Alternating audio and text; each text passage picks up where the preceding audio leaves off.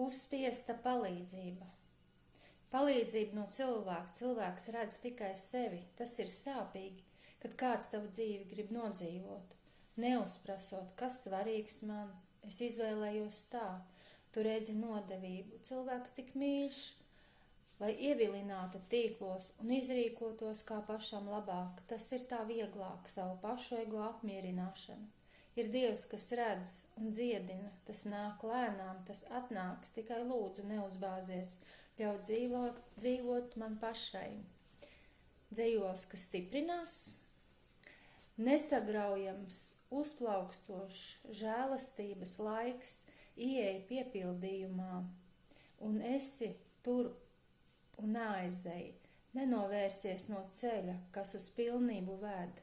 Tu esi cilvēks, tu esi, lai atzītu, dzīvos vārdos vienmēr būtu, atmošanās no dzīves bezgalīgā riņķa, dvēseliskums, izpatikšana, vārds, kas dzīves, no tevis ārā, lai nāk.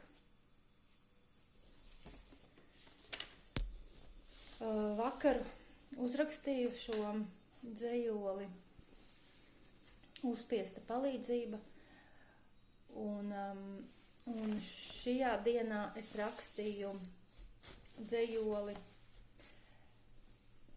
kad ir žēlastības laiks, un viņš ir dots, un tev pieder tikai šī diena,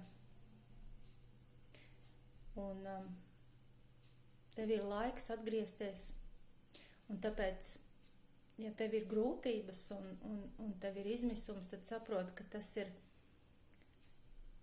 ir attiecībās ar Dievu, tuvākas attiecības ar Dievu, dziļākas, un tavs sirds izmainās, tu esi jauns radījums, un viss, kas ir pagājis, viss, kas ir bijis, ir pagājis, viss ir tapis jauns, tu esi jauns radījums.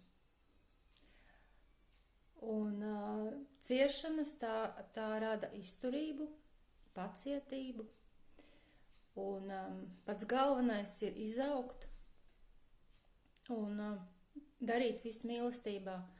Arī,